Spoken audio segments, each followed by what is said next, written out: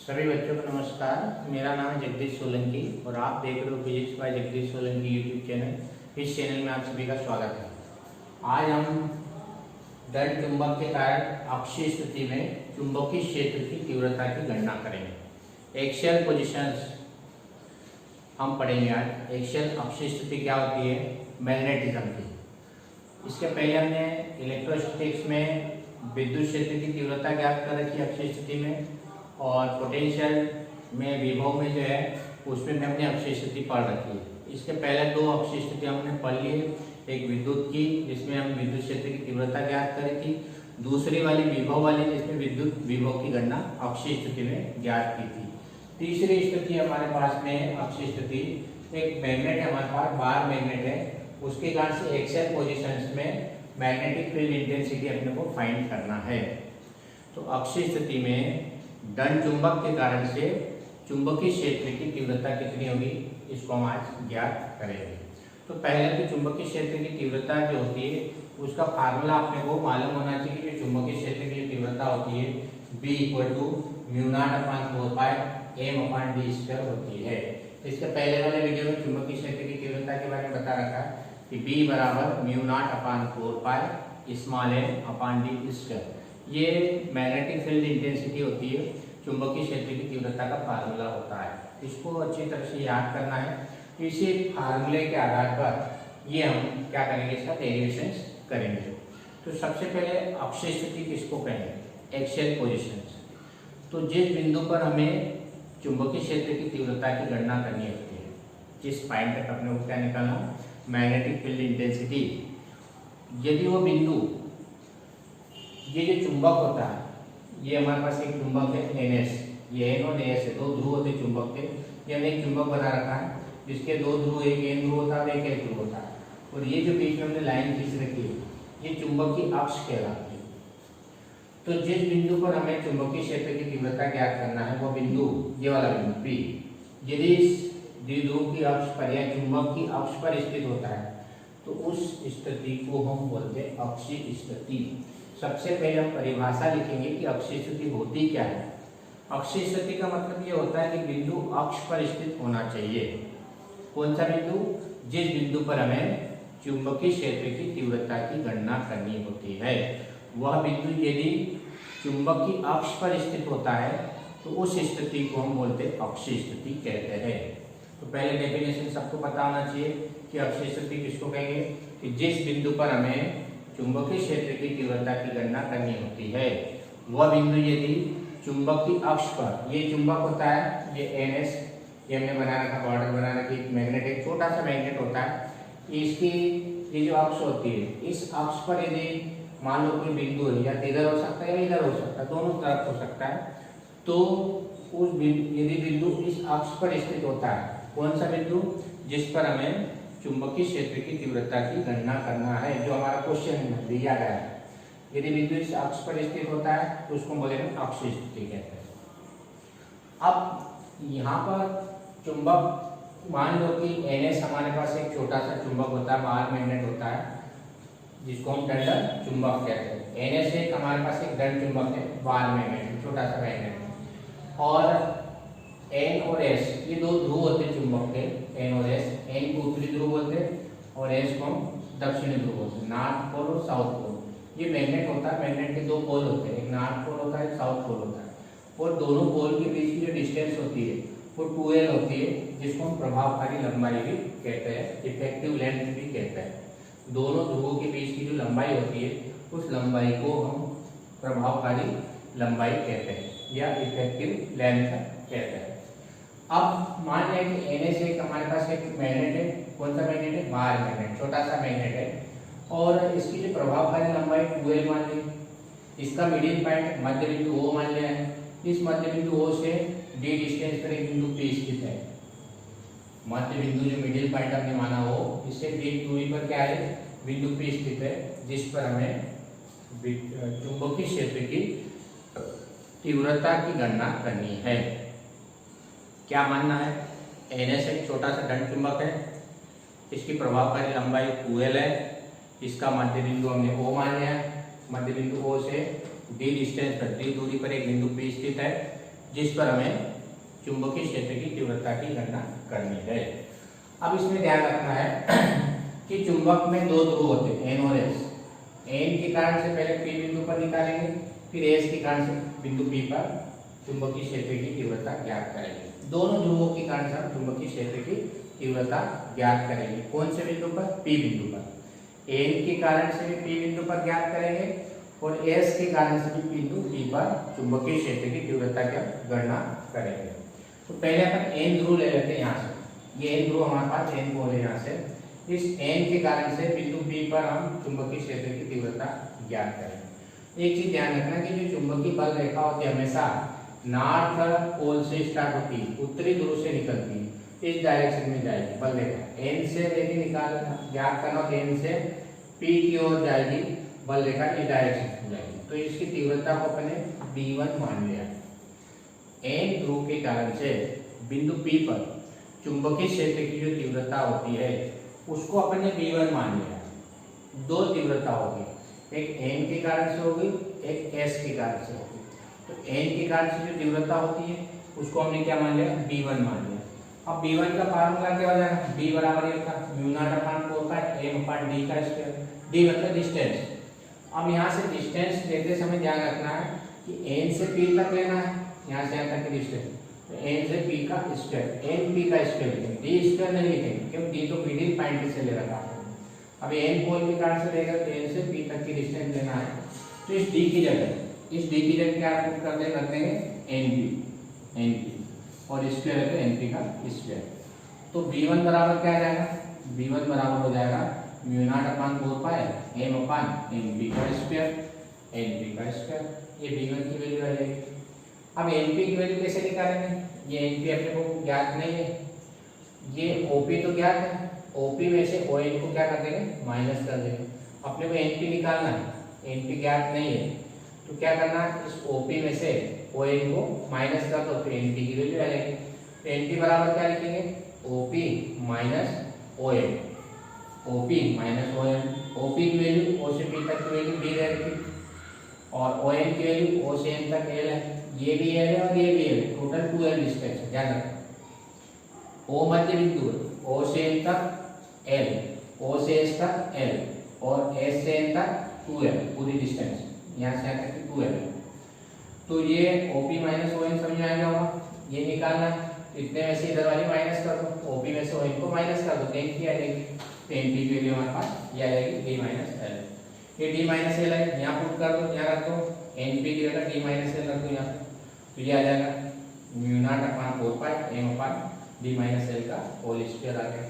तो इस तरह से एन ध्रुव के कारण से बिंदु P पर हमने चुंबकीय क्षेत्र की तीव्रता ज्ञात कर ली। इसी प्रकार से अब हम एस ध्रुव के कारण बिंदु P पर चुंबकीय क्षेत्र की तीव्रता की गणना करेंगे। अब इसके कारण से P पे निकालना, इसको हम V2 मान लेते हैं। ध्यान रखें, एस ध्रुव के कारण से बिंदु P पर चुंबकीय क्षेत्र की तीव्रता होती है, इसको हमने क्या मान लिया है? B2 मान लिया। एन के कारण से क्या माने? क्या करें? B1 और एस के कारण से क्या माने? B2। अब ये B2 की डायरेक्शन S की ओर होगी। ध्यान रखें, N से S की ओर डायरेक्शन होती है। एन ध्रुव लिया, N से बल रेखा निकलेगी, दूर जाएगी। एन ध्रुव लिया तो बल रेखा की डायरेक्शन में जाएगी, दूर।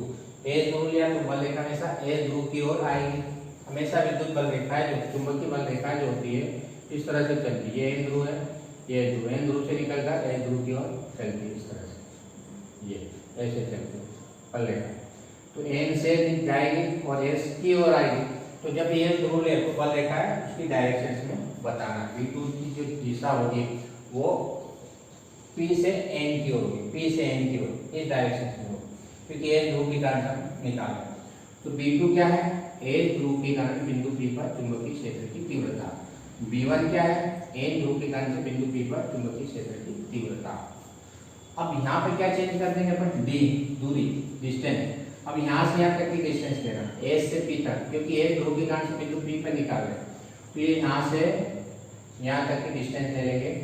चाहे D लिखा, इस D की जगह क्या लिख देंगे हम? S P का स्क्वायर। शुरू में क्या लिखा था? NP का स्क्वायर, तो B1 हो गई थी। अब हम SP का स्क्वायर लिखेंगे तो B2 हो जाएगा। ध्यान रखें, इस D की जगह एक बार NP लिखना है स्क्वायर लगा तो एनपी का स्क्वायर हो जाएगा, और एक बार एसपी का स्क्वायर। एस के कांड से निकालेंगे तो एसपी स्क्वायर, एन के कांड निकालेंगे तो एनपी का स्क्वायर, फिर एनपी का मान निकालेंगे ये डी माइनस एन।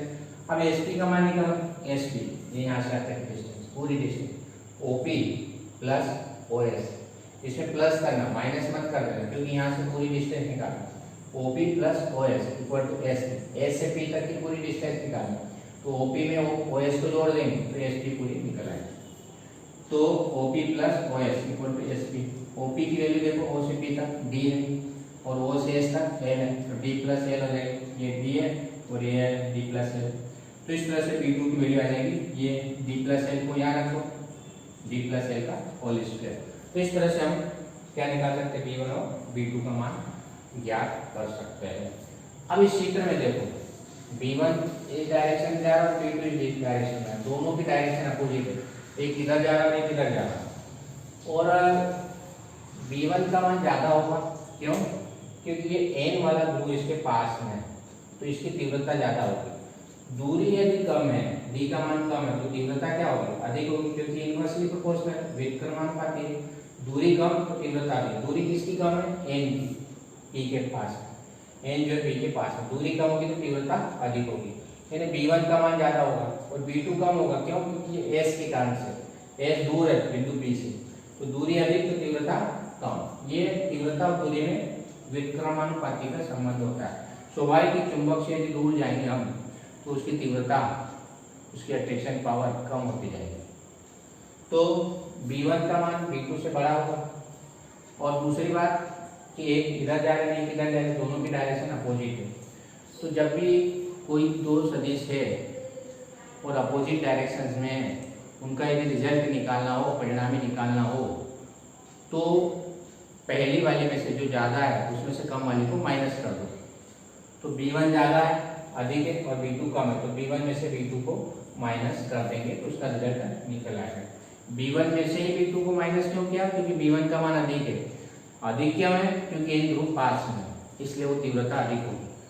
दूरी के व्युत्क्रमानुपाती होगी तीव्रता, दूरी कम तो तीव्रता अधिक होती है। B1 की दूरी कम है तो ये अधिक होगी, B2 की दूरी अधिक है ये कम होगी, और डायरेक्शन अपोजिट तो कौन सा चिन्ह लगाना, बीच में माइनस का चिन्ह लगाना। जब भी दो सदिशों के बीच विपरीत दिशा आ जाए तो माइनस चिन्ह का उपयोग करना है, तो B1 में से B2 को हम माइनस करते हैं।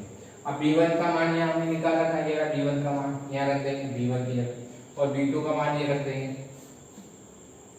अब इसमें से μ0/4 कॉमन आ जाएगा, 1/d माइनस एल और 1/d प्लस एल का स्क्वायर हो जाएगा। अब यहाँ एलसीएम ले लो, इसका मल्टीप्लाई है इसका मल्टीप्लाई है, इसका गुणा इधर करना है इसका गुणा इधर कर रहे हैं, ये आ जाएगा। अब इसका वर्ग खोलो, a का वर्ग प्लस b का वर्ग plus 2ab, a square plus b square plus 2ab, यहाँ पे भी वर्ग खोलो, a square plus b square minus 2ab, ये माइनस चिन्ह बाहर लिखा रहना, ये लिखना बाहर, समझ आ गया ना, a square plus b square minus 2ab, यहाँ माइनस चिन्ह है तो माइनस 2ab आ जाएगा, यहाँ प्लस का चिन्ह है तो प्लस 2ab आ जाएगा, बट अपान में a माइनस बी और a प्लस बी, a का स्क्वायर माइनस b का स्क्वायर, यहाँ भी फार्मूला लग जाएगा, एक बार प्लस एक बार माइनस है, एक बार माइनस एक बार प्लस है, तो a square minus b square, d का स्क्वायर माइनस l का स्क्वायर, और पूरे का स्क्वायर तो दोनों में लगा हुआ, तो d का स्क्वायर माइनस l का स्क्वायर। इस माइनस चिन्ह का अंदर गुणा कर देना, ये माइनस हो जाएगा, ये माइनस हो जाएगा और ये प्लस हो जाएगा, ये प्लस हो जाएगा, ये वाले कट जाएंगे, d स्क्वायर से d स्क्वायर कट जाएगा, l स्क्वायर से l स्क्वायर कैंसिल हो जाएगा, ये कैंसिल हो जाएगा, ये कैंसिल हो जाएगा, दोनों कट जाएगा, 2dl और 2dl 4dl हो जाएगा, तो इसको हमने 4dl लिख दिया, बाकी वैसे ही लिखा, m भी आएगा यहाँ पर, m लिखो यहाँ पर, μ0/4 m, ये 2dl, ये हमारे पास 2dl और 2dl 4dl हो जाएगा, ये 2dl है, ये माइनस माइनस प्लस 2dl और ये भी 2dl 4dl। अब इस 4dl को हमने क्या किया, दो भाग अलग अलग कर लिए, क्या क्या लिख दिया, m into 2l into 2d, 2l into 2d, 2l का 2d में गुणा करेंगे तो कितना आएगा, 4dl हो जाएगा।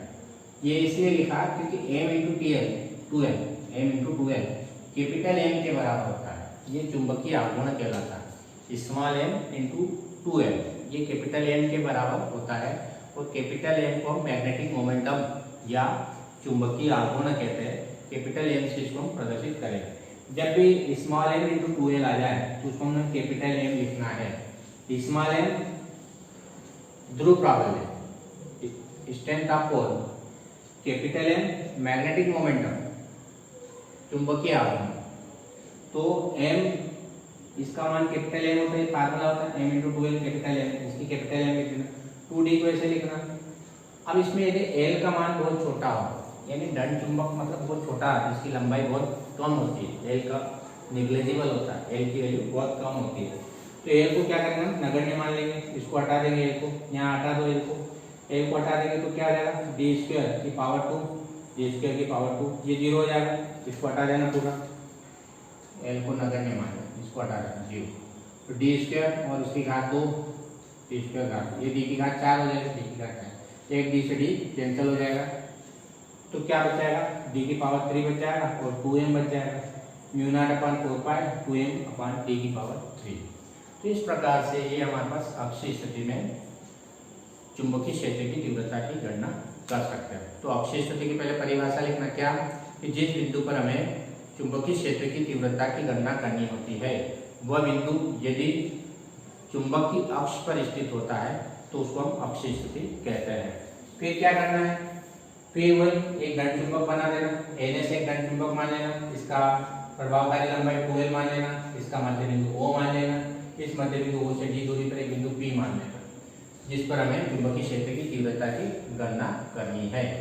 अब N ध्रुव के काट से P पे निकालना, तो फार्मूला ये, इस D की जगह NP स्क्वायर रख देना, क्योंकि दूरी यहाँ से लेना, NP का वर्ग, और NP का मान कैसे निकालेंगे, NP का मान OP में से ON को माइनस कर देना, फिर S ध्रुव की गांठ से निकालना, तो D की जगह SP का वर्ग रख देना, P तो दोनों में कॉमन है, एक N की गांठ से निकालना तो NP स्क्वायर हो जाएगा, और S की गांठ निकालना तो SP का स्क्वायर हो जाएगा। SP का मान निकालना, यहाँ से यहाँ तक की डिस्टेंस, तो OP plus OS D plus L हो जाएगा। तो ये इस प्रकार से P1 और P2 के मान निकालना है, वैल्यू पुट करना है। ये माइनस क्यों लगा है, क्योंकि दोनों की डायरेक्शन अपोजिट होती है।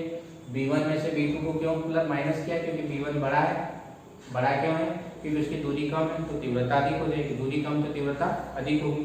तो B1 में से B2 को माइनस करके इसको हम मैथमेटिकल सॉल्व करना है पूरा, और यहाँ पर small m into 2l capital M के बराबर लिख देना, और l को हम नेग्लेजिबल मान लेंगे, क्योंकि दंड चुंबक का मतलब बहुत छोटा चुंबक होता है, उसकी लंबाई बहुत कम होती है, l को हम नगण्य मान लेंगे, निग्लेजिबल मान लेंगे, तो उसको हटा देंगे, इसको हटा देंगे, डी की पावर 4 आ जाएगी और डी से डी कैंसिल हो जाएगा। तो इस तरह से हमारे पास चुंबकीय क्षेत्र की जो तीव्रता का जो मात्रक होगा वो टेस्ला होता है। तो इस तरह से हमारे पास अक्षीय स्थिति में चुंबकीय क्षेत्र की तीव्रता की हम गणना आसानी से कर सकते हैं। यदि वीडियो आपको अच्छा लगता है तो आप इस चैनल को सब्सक्राइब करें, अपने दोस्तों के साथ वीडियो को शेयर करें और बेल आइकन के बटन को प्रेस करें, ताकि आने वाली वीडियो की नोटिफिकेशन आप तक पहुंच जाए। धन्यवाद। जय हिंद, जय भारत, वंदे मातरम।